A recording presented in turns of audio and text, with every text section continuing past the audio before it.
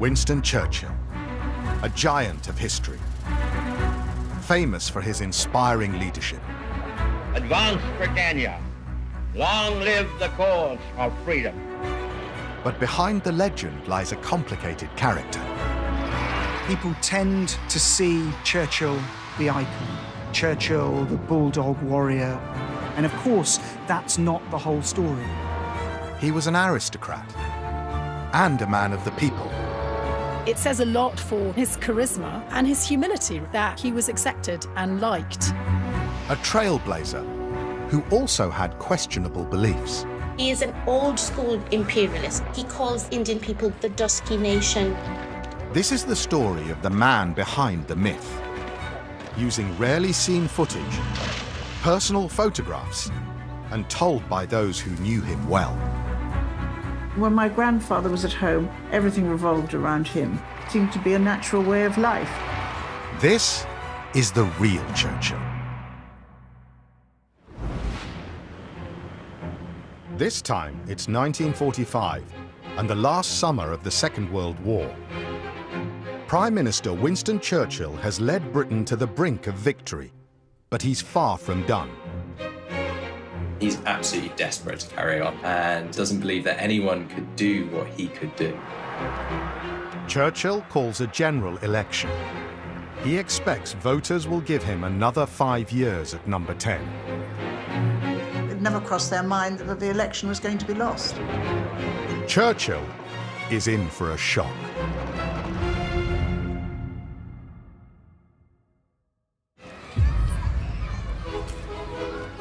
It's VE Day 1945.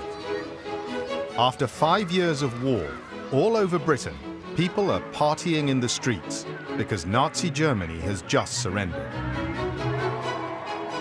With Japan still fighting, the Second World War is far from over. But victory in Europe is huge. VE Day is a day of national celebration. So you can see from all the newsreel footage what a tremendous outpouring of emotion and relief there is.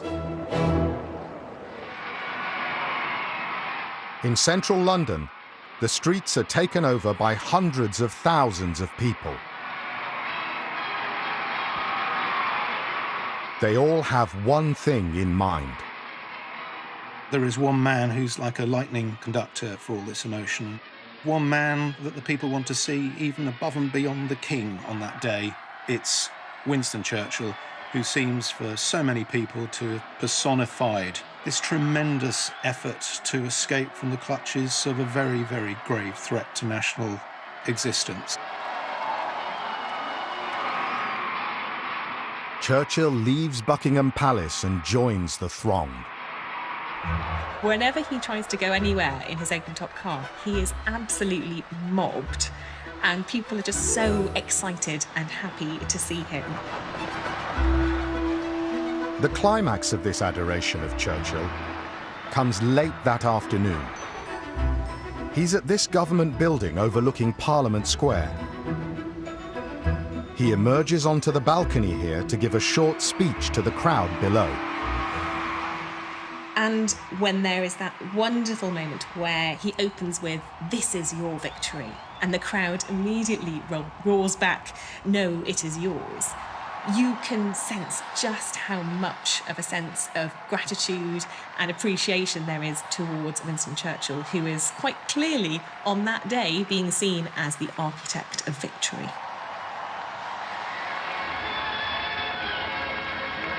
Churchill returns to Downing Street. He earlier made sure the capital won't run out of beer, and outside his front door, the street party continues deep into the night. But Churchill is hard at work, dealing with his usual evening correspondence. A pile of urgent telegrams 6 inches high. Tonight, many are congratulatory. One, from a close associate, seems to sum up the nation's feelings. All my thoughts are with you on this day, which is essentially your day. It is you who have led, uplifted, and inspired us through the worst days.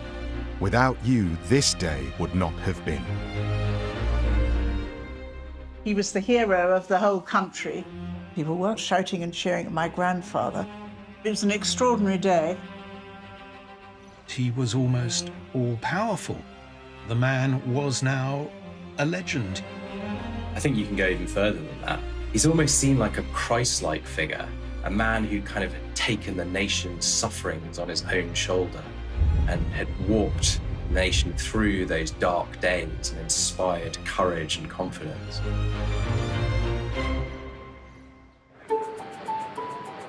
Churchill is also a broken man.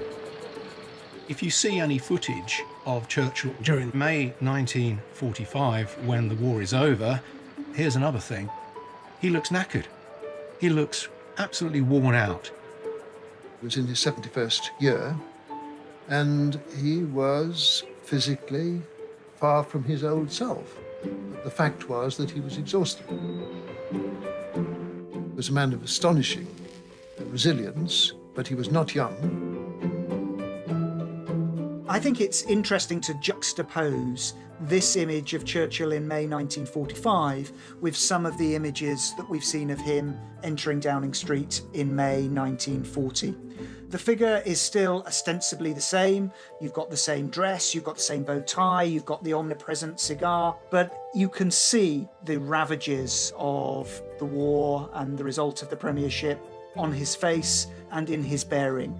He looks less steady, less confident than he did 5 years before. He was exhausted. The stress level must have been terrific, but he kept going. And so by the time they got to V-Day, if you imagine when you've run a double marathon and you stop, you want to collapse. And I'm sure at the end of the war, he wanted to collapse. Throughout the 5 years he's been Britain's war leader, Churchill has pushed his body to the limits. He suffered a suspected heart attack and 3 bouts of pneumonia. He's having to be carried out of key meetings in the underground cabinet war rooms by groups of Marines because he's no longer capable of getting up the steep stairs. His wife Clementine is so worried about his health, she thinks it's time for drastic action. She wants him to retire. He has done his duty for his country. He's done it brilliantly. Now is the time to step back and do other things, enjoy himself, not put himself under such pressure. And that she's worried that otherwise his health will give way completely and that this might be the only way that he can extend his life. Of course, she suspects he might not have much time left. Despite his exhaustion, Churchill does not agree with his wife about giving up his premiership. He's absolutely desperate to carry on. Churchill really thinks that he is kind of the key to the post-war era. He has a huge appreciation of his own role and doesn't believe that anyone could do what he could do.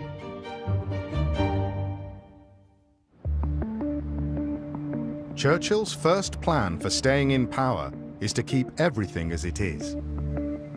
Throughout the war, parliamentary rivalries and general elections have been set aside. And though Churchill is a conservative, his government is not. He's invited leading figures from all the parties to serve in his war cabinet. And it's a real testament to the political skill of Churchill that they've managed to keep this show on the road for such a long time. When we think of Winston Churchill now, we tend to think of him as this sort of bulldog warrior, very obstinate, set on getting his own way, stubborn. The truth was that he could often be far more consultative and collaborative. Even though Germany is now defeated, Churchill wants to keep his all-party government going. This is a way that he would kind of guarantee that he would maintain his position in Downing Street. He's been very successful at playing the 3 main parties off against one another and make sure that he's kind of indispensable in the middle. 2 weeks after VE Day, Churchill gets a phone call with bad news. It's from Blackpool, where the Labour Party is having their annual conference. They've decided to pull out of the War Cabinet and so end Churchill's all-party government. Churchill is rather crestfallen by this and wanted to keep things going, but Churchill's desire is simply not going to be fulfilled.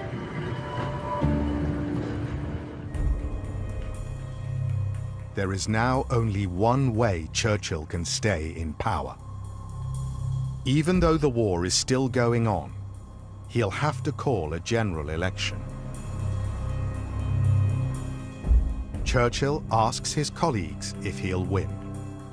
According to the experts around Churchill, Churchill's own towering personal popularity, allied to the VE Day feel-good factor, well, there's a sense in which those two things might well deliver to the Conservatives a pretty decent victory. Churchill is told he'll get a majority of at least 60. He'd expected victory because this was what all the most expert observers had told him was to be expected. Even the Labour Party experts predict Churchill will win. But experts can be wrong.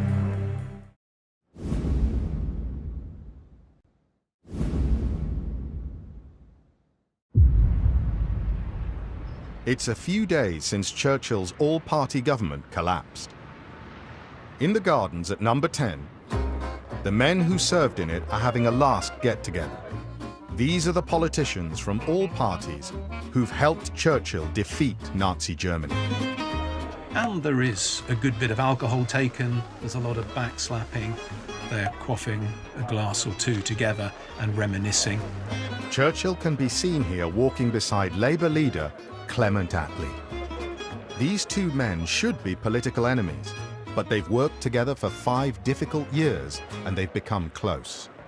Attlee certainly has a huge degree of reverence for Churchill, and he's really in awe of Churchill's rhetorical ability. And of course, he's seen Churchill up close and personal for the last 5 years. He's seen the weight of decisions that have been on his shoulders. There's a definite kind of chalk and cheese aspect of their personalities, but I would say it's a relationship of mutual respect. Having welcomed Attlee and his colleagues, Churchill makes an emotional speech. He declares that it was only through this united political front that the country overcame the peril that had faced it, that Churchill believes that history will look back on this 5-year period and will laud all of those who took part in it. All the accounts of that event tell us that Churchill is in a deeply emotional state. He was not shy of showing that emotion in public and in private. That's a very well-known facet of Churchill's personality.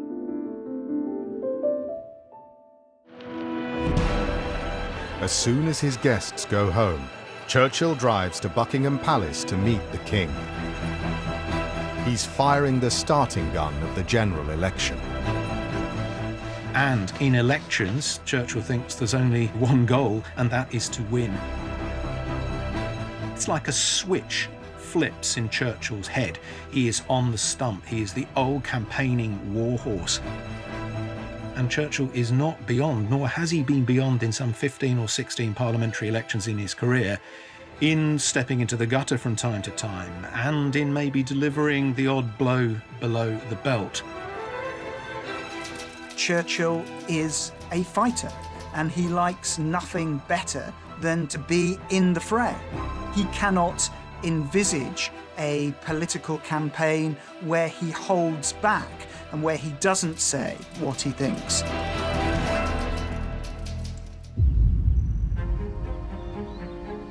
It's the first weekend of campaigning for the general election. Churchill is at the PM's official country residence, Chequers. He's hard at work writing the script of a speech with which he'll kick-start his campaign. There is no accidental literary flourishes in a Churchill speech. He creates these, he hones these, he perfects his speeches. And that's, what everybody expects of him. Churchill has a plan.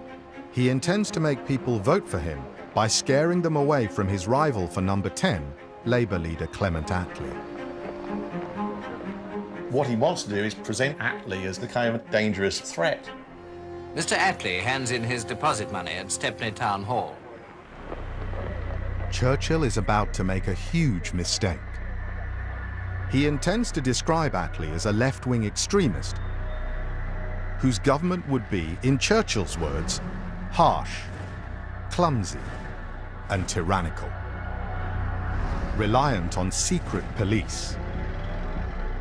Churchill wants to use the term Gestapo. If you play word association, you say to somebody in Britain Gestapo, and they are instantly going to come back with some kind of Nazi image, some kind of brute totalitarian force. So to put that phrase in is really kind of incendiary. Pleased with his dirty attack on Attlee, Churchill shows a draft of his speech to his wife Clementine. For him to say this, to equate Labour, the Gestapo, Clementine probably looked at with horror. And it was also an absurd thing to say, as far as she was concerned. She was a great friend of Clement Attlee's, and she pleaded with him to take the mention out. But Churchill refuses. When you look at the original speech, you can see that it is heavily edited over the course of its creation by Winston Churchill. There are numerous alterations and additions throughout.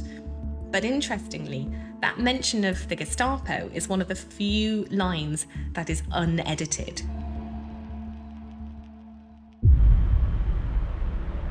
The next day, ignoring Clementine's advice, Churchill goes on the radio to deliver his speech. In Great Britain, we do not like to be regimented and ordered about and have every action of our lives prescribed for us. Our present opponents have to fall back on some form of Gestapo. It's quite a shocking transition. He is really insulting even the patriotism of those very men with whom, on VE Day, he shared a balcony.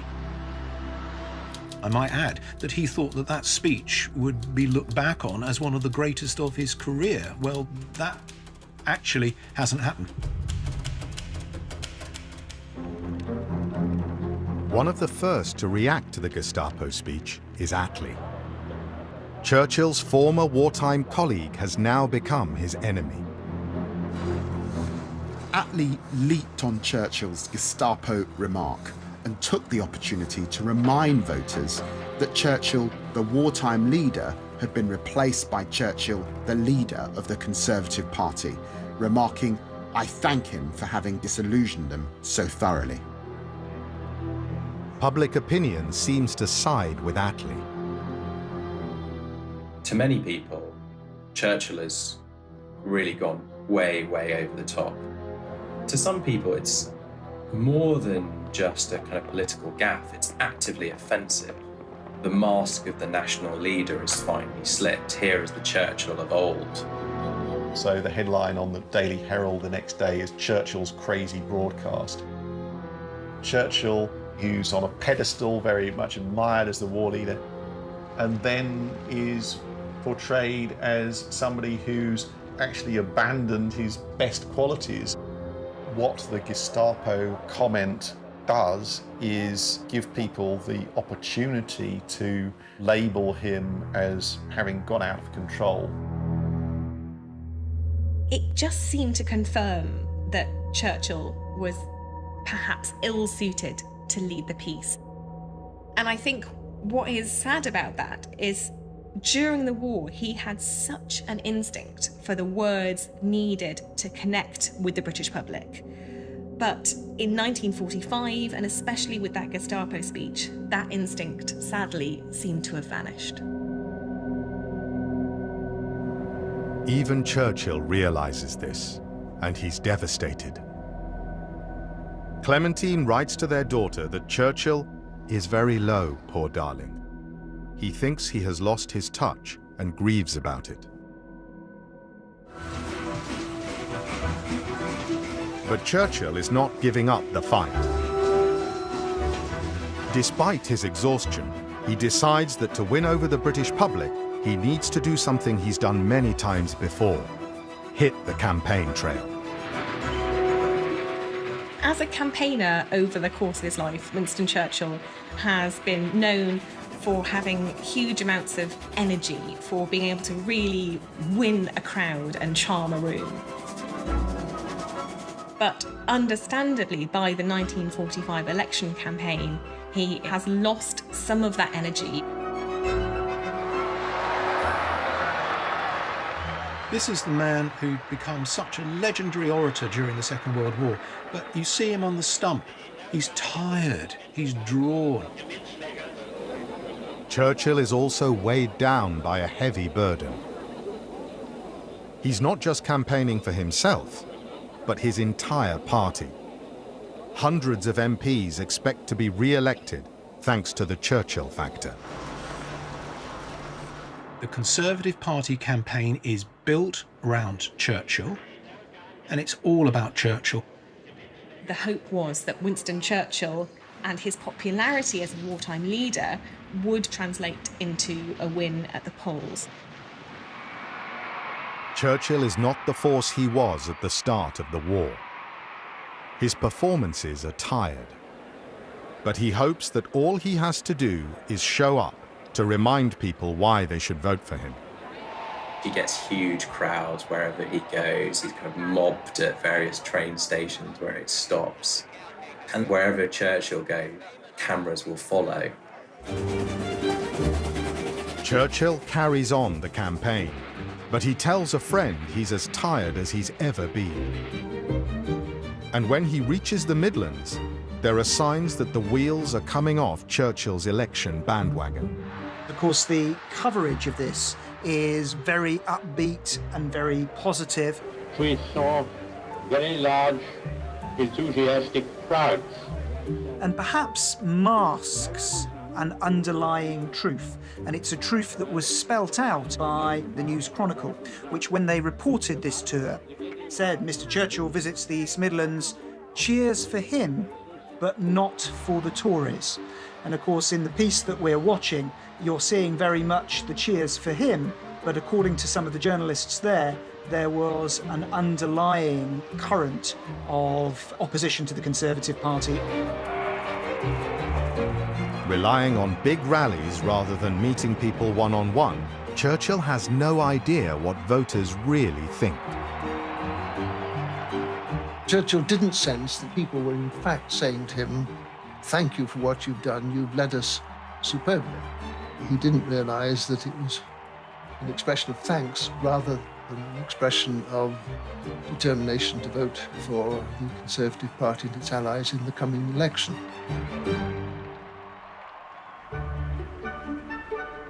Churchill just doesn't get Britain of 1945. He cannot see how people have been changed by the last 5 years. Many men have died in the Second World War. Women have contributed hugely to the effort. There's a youthfulness, an optimism. People wanted an end to wartime austerity and a guarantee that there would be no return to pre-war economic depression. People wanted opportunity, better healthcare, a social security system, housing and pensions, and education for their young. Churchill worries doing this could cost the taxpayer too much money. Churchill was much more shy about promising to find large sums of money, which he said we don't have for the moment, and we can't be sure of having until we know how soon the war ends in the Far East and what it's cost us. Churchill won't even promise voters free healthcare for all. If he's elected, the NHS might never get off the ground. He's deeply concerned that the financial position that Britain is in after the war is going to be so perilous that the country might not even have enough money really to pay for food, let alone to pay for new hospitals. This doesn't go down well with the British public. Churchill, the war hero, struggled with an offer that met the needs of the moment. This reinforced the public's perception that he was a man of war and not a suitable peacetime leader. Churchill still thinks his wartime leadership will win him the election. He cannot imagine that Britons don't want him. But he's about to have an unpleasant surprise.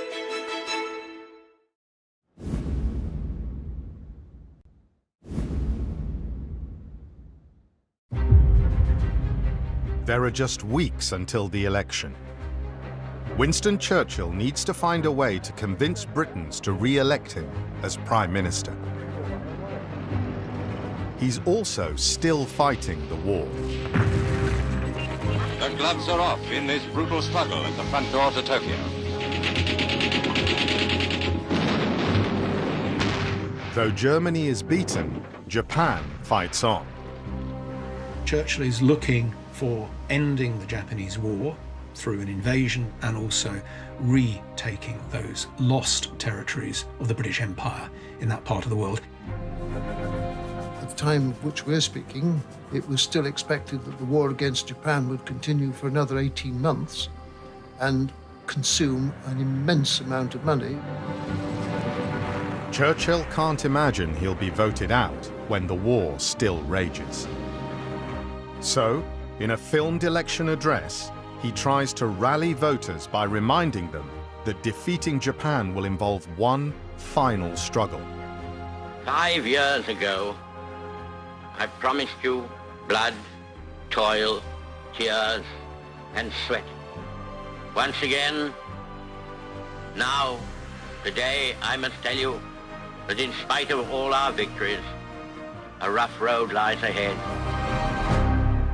I'm exhausted watching it. We've been through 5-6 years of war, and Churchill offers us more work, more effort, more striving. It's a vision of a tough world, a realistic one, but maybe not the one that you were hoping for after such a great effort already. The speech doesn't go down well. If you look at contemporary accounts, diaries, eyewitness accounts, even read the newspapers from June 1945, you can see that many people, understandably perhaps, think it's all over bar the shouting, that the real big event was the war in Europe, and that was the one that placed the country in immediate peril, threatened the survival of the nation. Well, that threat has now lifted. And the problem is that the British public at this point just want to return to some sort of normality. They want to know about how the new government will deal with things like the high cost of living and housing and cost of coal. That's the sort of thing that they want answers to. Churchill is talking about the wrong things. He still was so focused on winning the war, so he was distracted. Clementine is very worried that he is losing sight of what life is like without war. What she kept trying to persuade him to do was to think and talk about post-war peacetime Britain. It was time for Churchill to sort of start looking at what was happening at home, but he simply couldn't. Churchill seems out of tune with the ordinary people of 1945 Britain. He's also out of date. Whoever wins this election will lead the country into the second half of the 20th century. Churchill was born 71 years ago in a palace during the reign of Queen Victoria. When you look at Winston Churchill, he does appear quite Victorian. You'll see him wearing top hats and three-piece suits and watches with chains going across, and one could say you're looking at someone who appears out of touch with modern-day Britain. Churchill really hadn't been on a bus in his life. He'd only been on the tube once on the Circle Line when he'd gone round and round and someone had to send down to rescue him. He didn't carry cash around like the royal family.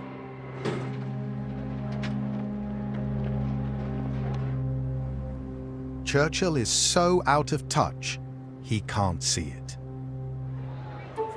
But Clementine was his direct line to people. People wrote to her in the thousands. She had this huge postbag. She did talk to people and did read these letters. And I suspect she could sense that support was ebbing away from her husband. Soon, others in Churchill's close family are also sounding alarm bells. Both his daughters, Mary and Sarah, warn him that many of the people they know in uniform are thinking of voting Labour. Even the opinion polls are predicting that Churchill will lose. The polls are shown to his close advisers, but they ignore them, believing them to be a mistake. People didn't set the same store on opinion polls in those days as we tend to now. So the fact that the opinion poll is showing something which appears to be absurd, nobody really believed this could possibly be true. So Churchill doesn't find out about the opinion polls until, I think, the year after the election. Time is running out for Churchill. He travels to Walthamstow in northeast London for his final pre-election rally. Can you hear me? Ladies and gentlemen. So what you see is Churchill attempting to deliver his speech in front of a large audience in London, very clearly being heckled by what is a substantial part of the crowd. Churchill appears quite thrown by it. Nothing is easier. Nothing is easier. Nothing is easier than to prevent free speech. This is someone who is very used to speaking over crowds and doesn't usually lose momentum in that way. What you're seeing here is, of course, that this is something that Churchill was not used to. He'd been used to largely positive, largely appreciative crowds, particularly in very recent weeks. And so, yes, he looks rattled by this. Therefore, a great effort is made on all these points. And when we are asked... It looks like you've got Lady Churchill towards the left, sort of straining to see and to work out what's going on, what's being shouted. It soon becomes clear that the crowd are chanting, "We want Labour."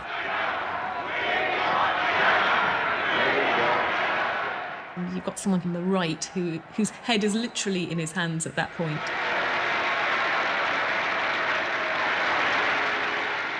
Which the socialists will gather. Then the booing starts.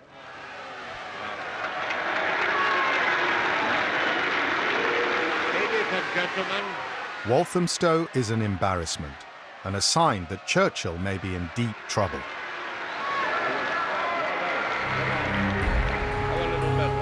Finally realizing how out of touch he is with British voters, Churchill admits, "I have nothing to offer them." But then comes news that changes everything.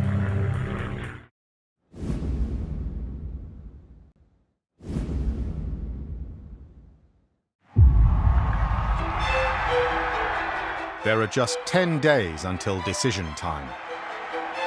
Winston Churchill's fate lies in the hands of British voters. Then, something happens that changes the fate of the entire world.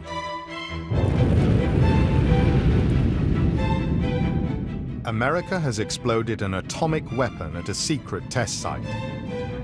Nothing has survived within a mile of the blast.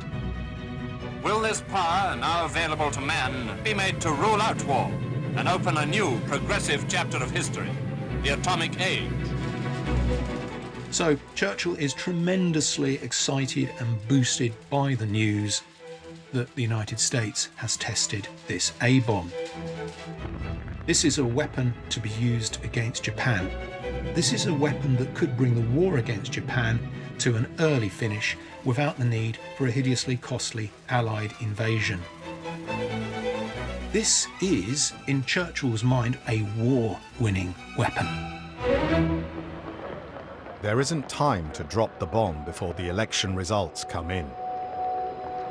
But Churchill is still optimistic he'll win the vote, despite being booed at Walthamstow. So he's excited about helping to shape the atomic age during his next 5 years in power. 2 days before the votes are counted, Churchill tells a friend, "I have great plans in store." I think for Churchill, there is always an element of being part of history and wanting to be seen as part of history. Churchill likes nothing more than to be at the centre of great events.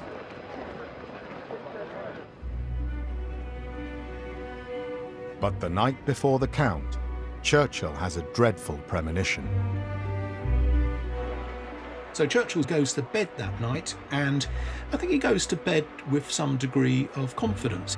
Thinks that Churchill's going to get a majority of 70 or 80, and according to his own, maybe slightly romanticised account, he said that he woke up in the early hours of the 26th of July with sort of sudden, sharp pain. He said it was almost like a physical pain, but what it really was a fear that the power to shape the future, just as he'd had the power to shape the war, in a way, was going to be taken away from him.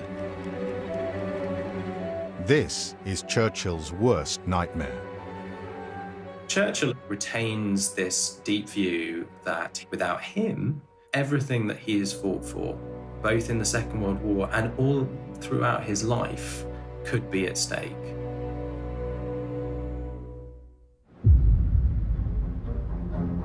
It's results day at 10 Downing Street. And it's around about 10 o'clock in the morning that the first results begin to emerge. When the result for North Paddington was declared, it read, General Mason McFarlane wins, Labour gain. Always a late riser, Churchill is still in his morning bath when he gets the first results. His aide, Captain Pym, enters the bathroom to tell him that so far there have been 10 Labour gains. Churchill said something entirely characteristic and, to my mind, entirely admirable. He said something like this: the people have a perfect right to vote for another party. That is what we've been fighting for. Hand me my towel. As soon as he's dressed, Churchill goes to the map room across the road from number 10. Churchill loved his map room. He loved information, particularly visual information. One of the ways in which he relaxes, in a way, throughout the war is to make his way down to the map room and to study the evidence. Today, it's the election results that are being displayed on the walls of the map room, constituency by constituency, as they come in. And those results are also showing a tsunami of Labour gains, and the writing is well and truly on the wall. Churchill hangs around in that map room, his sort of makeshift election HQ, for the next couple of hours. I think he's solemn and stoical, quite quiet for Churchill, as you'd expect. By late morning, there's no denying it. It's clear that Churchill has lost the election. I was with the two people who were with him on the day that the election results came through, and they both told me they all sat in 10 Downing Street, and they all three had a good cry together. Because he'd been killing himself for the last 6 years, and then suddenly he's rejected. And I think he felt that he'd been terribly let down after it all. It certainly does have a powerful emotional effect. as I'm sure it does on any leader who's defeated, but it is probably harder given that it was so unexpected. By lunchtime, it's clear Churchill hasn't just lost, he's been absolutely crushed. Newspapers carried the astonishing news to an amazed public. For let's face it, whoever imagined such a result? And slowly the moral of it all struck home. Labour landslide. Churchill returns to number 10 for what was supposed to be a celebratory lunch. Mary Churchill, his youngest daughter, recalled that we lunched in gloom. You can imagine this was not a happy meal. By then, absolutely, the writing was not just on the wall, it was on the cutlery they were using, it was on the plate, it was on the tablecloth. There was no escaping the reality of this. The atmosphere was incredibly gloomy, and then Clementine tries to sort of cheer him up and say, well, you know, maybe it's a blessing in disguise. To which he replied, in that case, it seems very effectively disguised. But I think what she meant by that was, well, you know, you might survive a bit longer, you know, if you don't actually have to do this job anymore.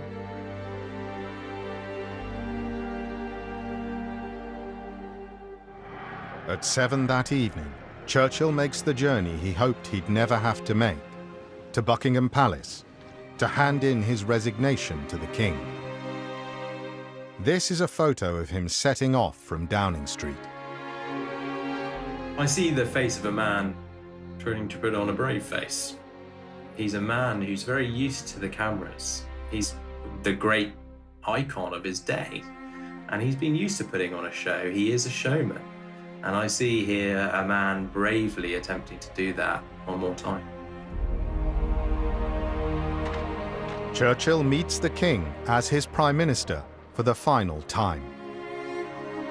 Then he returns to the building where only 11 weeks ago he'd celebrated VE Day. He spends the evening sitting in a publicly viewable window in Whitehall, waving and giving victory signs and so on. Of course, this would be unpleasant for anybody. It's a form of rejection, and the fact that the election campaign has been driven so much around his own personal image, it actually then makes it a very seemingly personal rejection as well. The following day, he moves out of Downing Street. I see here Churchill hunched over. You can see him walking in no great hurry, downcast. He's grieving for the loss of office. Winston told his doctor, Lord Moran, it would have been better to have died in the war. I mean, that's how he felt about it. In time, Churchill will be remembered for the glory of VE Day, rather than the electoral defeat that followed. And despite being turfed out of number 10, he never loses his faith in the people's right to choose. Inevitably, he is down, but he comes out of it. I would be inclined to take what he says at face value. They're perfectly entitled to vote for who they please. This is democracy. This is what we've been fighting for. You can't have it two ways. You either believe in democracy or you don't.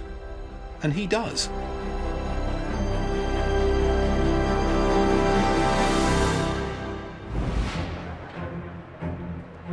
Next time, it's Churchill's final years. He would still smoke cigars in bed and occasionally set light to the sheets.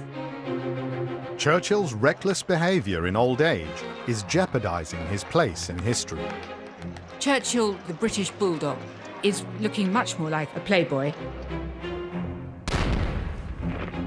Before one of the most elaborate funerals Britain has ever seen seals Churchill's legacy for generations to come. You would have been struck by a sense that you yourself were witnessing history. And that's brand new next Friday in Churchill, curtain call at 9. For more fantastic World War II documentaries, head to My5, where How Britain Won World War II is streaming now and for free. Next tonight, it must be the best way to bring this Friday to a close. Don't think for a minute you'll be sitting still with brand new Britain's favourite 80s songs, 1987.